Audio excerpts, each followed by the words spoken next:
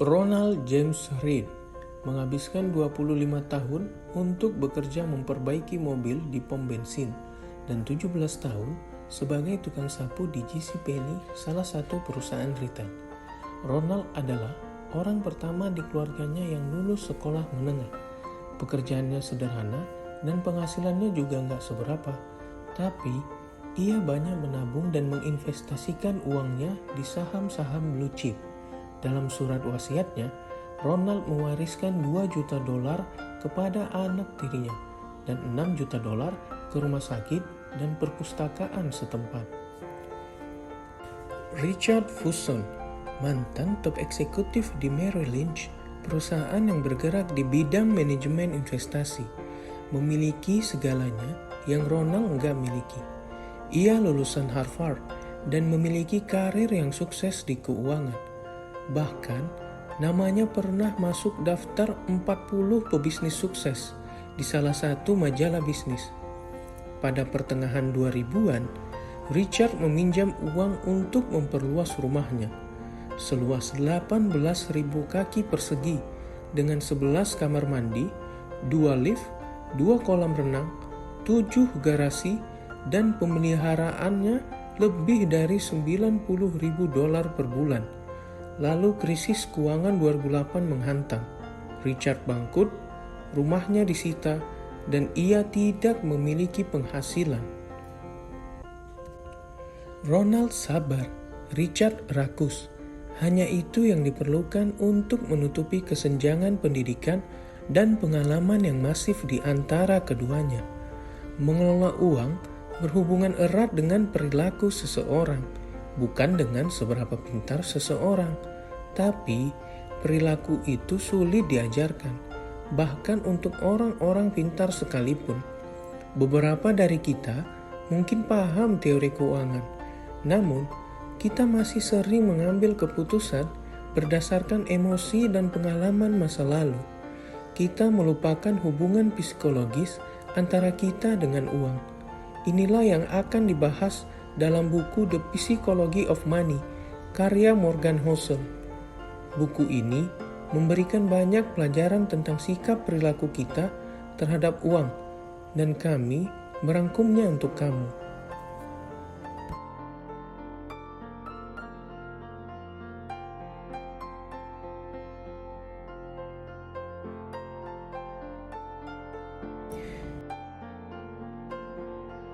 Kita melihat uang berdasarkan pengalaman masa lalu kita.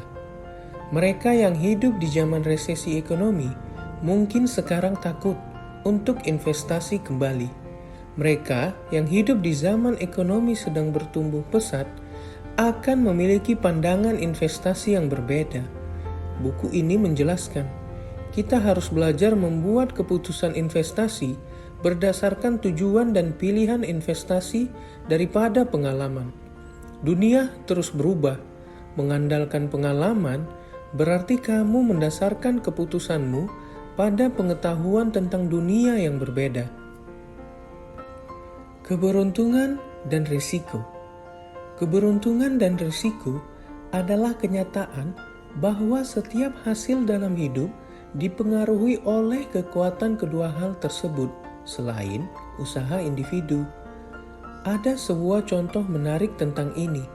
Cerita kesuksesan Bill Gates, sang pendiri Microsoft dan salah satu orang terkaya di dunia. Kamu pasti tahu produk-produk Microsoft kebanyakan tentang komputer, mulai dari sistem operasi Microsoft Windows dan software yang membantu pekerjaanmu, seperti Word, Excel, dan PowerPoint. Tapi yang jarang kita ketahui, bagaimana caranya Bill Gates mengenal komputer. Bill Gates pernah bilang, kalau tidak ada sekolah Lakeside, tidak mungkin ada Microsoft. Di tahun 1968, Lakeside memiliki program untuk mendatangkan komputer ke sekolah tersebut, yang pada saat itu, bahkan orang-orang di kampus aja atau universitas nggak banyak yang dapat akses komputer. Saat itu ada 300 juta anak muda yang seumuran Bill Gates. Dari 300 juta tersebut, ada 18 juta yang tinggal di US. Dari 18 juta yang tinggal di US, ada 100.000 yang tinggal di kota Seattle, tempat sekolah Lakeside berada. Dan hanya ada 300 orang yang seumuran Bill Gates bersekolah di Lakeside. Bayangkan, dari 300 juta anak muda yang hidup di masa itu, hanya 300 orang yang bisa akses ke sekolah Lakeside tersebut. Hanya merekalah yang bisa akses komputer. Itulah faktor keberuntungan Bill Gates. Sekarang, mari kita lihat contoh resiko. Dari 300 orang yang bisa akses komputer di sekolah Lakeside, ada siswa yang namanya Ken, teman dekatnya Bill Gates dan Paul Allen. Paul Allen adalah salah satu pendiri Microsoft juga. Mereka temenan, hangout bareng, dan sama-sama penggila komputer. Bahkan harusnya Ken itu menjadi salah satu pendiri Microsoft. Bill Gates pernah bilang kalau Ken itu salah satu orang yang paling pintar, bahkan mungkin lebih pintar dari dia. Saking dekatnya Bill Gates dengan Ken, ia masih ingat nomor telepon Ken di tahun 2000-an ini. Tapi, apa yang disebut risiko itu muncul. Ken meninggal dalam salah satu kecelakaan sewaktu dia naik gunung, yang pada tahun itu, kecelakaan karena naik gunung nggak lebih dari 30-an kecelakaan. Apa yang bisa kita ambil dari cerita ini? Kita harus berhati-hati ketika beranggapan hasil sepenuhnya hanya disebabkan usaha dan keputusan, karena ada peran keberuntungan dan risiko di situ. Mempelajari orang-orang tertentu bisa aja berbahaya, karena kita cenderung mempelajari contoh ekstrim seperti CEO, orang terkaya, atau kegagalan besar. Contoh ekstrim seringkali tidak bisa diterapkan pada situasi lain karena kerumitannya. Semakin ekstrim atau hebat hasilnya, semakin kecil kemungkinannya kita bisa menerapkannya pada hidup kita. Karena kemungkinan hasilnya sangat dipengaruhi oleh keberuntungan atau resiko yang ekstrim. Kurangilah fokus pada individu tertentu dan kasus tertentu. Lebih berfokuslah pada pola yang lebih luas. Keberuntungan berperan dalam kesuksesan, dan resiko berperan dalam kegagalan. Sehingga kita harus bisa memaafkan diri sendiri saat menilai kegagalan. Enggak ada yang sebaik atau seburuk kelihatannya. Enggak pernah cukup. Enggak ada alasan untuk mempertaruhkan apa yang kamu miliki dan butuhkan untuk apa yang enggak kamu miliki dan enggak kamu butuhkan. Tapi, kalau kamu enggak pernah merasa cukup, ingatlah beberapa hal ini. Bagi mereka yang enggak pernah merasa cukup, hidup enggak akan menyenangkan tanpa perasaan tersebut. Mereka senang dengan merasa enggak pernah cukup. Ekspektasi mereka terus bertumbuh, walaupun udah memperoleh hasil yang diinginkan, sehingga ambisinya terus meningkat melebihi rasa puas. Kapitalisme modern juga punya peran di sini, karena kapitalisme modern ahli dalam dua hal, menghasilkan kekayaan dan menghasilkan kecemburuan. Standar perbandingan sosial sangatlah tinggi, sehingga hampir nggak ada orang yang bisa mencapainya.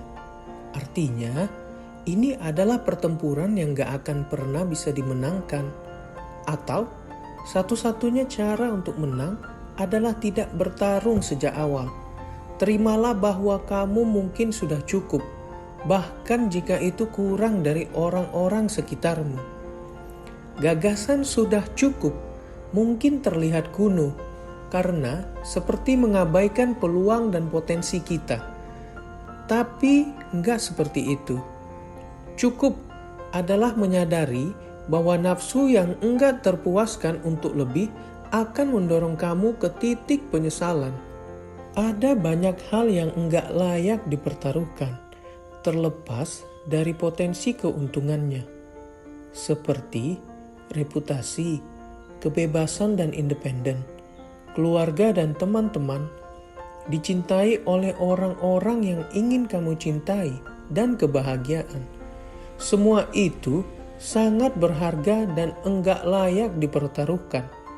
Cara terbaik untuk menjaga hal-hal berharga ini adalah mengetahui kapan saatnya mengambil keputusan saat resiko muncul yang mungkin merugikan bagi mereka.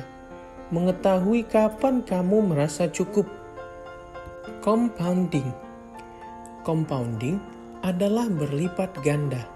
Contohnya gini, kamu punya uang 1 juta, kamu investasikan dalam jangka waktu setahun dengan keuntungan 100.000, dan keuntungannya itu kamu investasikan kembali, sehingga investasimu sekarang menjadi 1.100.000, begitu seterusnya. Keuntungan teknik compounding emang kecil, sehingga banyak orang yang mengabaikannya.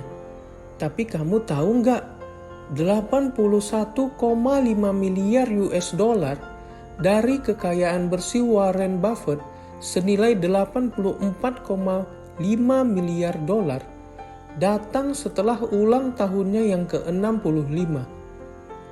Kalau kamu berpikir kunci kesuksesannya hanya karena kecerdasannya berinvestasi, kamu salah. Keahlian Warren Buffett emang berinvestasi, tapi rahasianya adalah waktu. Itulah cara kerja compounding.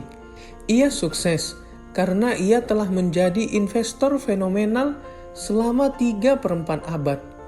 Semua karena teknik compounding, dan otak kita enggak didesain untuk menangani hal aneh semacam itu. Menjadi kaya versus tetap kaya. Mendapatkan uang harus berani ambil risiko, optimis, dan keluar dari zona nyaman. Tapi, menyimpan uang adalah kebalikan dari mengambil risiko. Hal ini membutuhkan kesederhanaan dan kekhawatiran bahwa apa yang telah kamu peroleh dapat diambil darimu dengan cepat. Kamu juga butuh penghematan dan menerima bahwa sebagian apa yang telah kamu peroleh adalah karena keberuntungan, sehingga kamu berpikir keberhasilan masa lalu tidak bisa diulang terus-menerus. Bukan berarti kamu pesimis. Kamu harus optimis dengan masa depan. Namun, kekhawatiran tentang apa yang akan mencegahmu mencapai masa depan sangatlah penting. Kamu bisa aja salah separuh waktu dan masih bisa menghasilkan keuntungan. Dalam dunia bisnis dan investasi, beberapa peristiwa menyebabkan sebagian besar hasil. Ambil contoh Amazon. Mereka telah banyak bereksperimen dengan ratusan produk, mulai dari Fire Phone sampai travel agency. Banyak yang gagal, tapi ada yang sukses, seperti Prime dan web service, yang memberikan dampak besar pada bisnis mereka. Ketika kamu menyadari hal ini, kamu menerima bahwa adalah normal ketika banyak hal yang salah, hancur, gagal, dan jatuh. Sehingga kamu nggak panik ketika hal itu terjadi, seperti krisis atau resesi. Housel mengatakan, definisi yang bagus dari seorang jenius dalam berinvestasi adalah pria atau wanita yang dapat melakukan hal-hal biasa ketika di sekitar mereka menjadi gila. Bentuk tertinggi kekayaan adalah kebebasan. Bentuk tertinggi kekayaan adalah kemampuan untuk bangun setiap pagi dan berkata, "Aku bisa melakukan apapun yang aku inginkan hari ini." Orang-orang ingin jadi lebih kaya untuk membuat mereka lebih bahagia, meskipun kebahagiaan adalah subjek yang complicated, karena kebahagiaan setiap orang berbeda. Tapi, ada satu hal universal yang membuat orang bahagia, yaitu orang-orang ingin mengendalikan hidup mereka. Sebesar apapun gajimu, seluas apapun rumahmu, dan sehebat apapun pekerjaanmu, nggak ada artinya kalau kamu nggak bisa bebas mengendalikan hidupmu. mengendalikan apa yang kamu inginkan, kapan kamu menginginkannya, dengan orang yang kamu inginkan. Hal itulah yang membuat kamu bahagia. Mengendalikan waktumu adalah dividen tertinggi.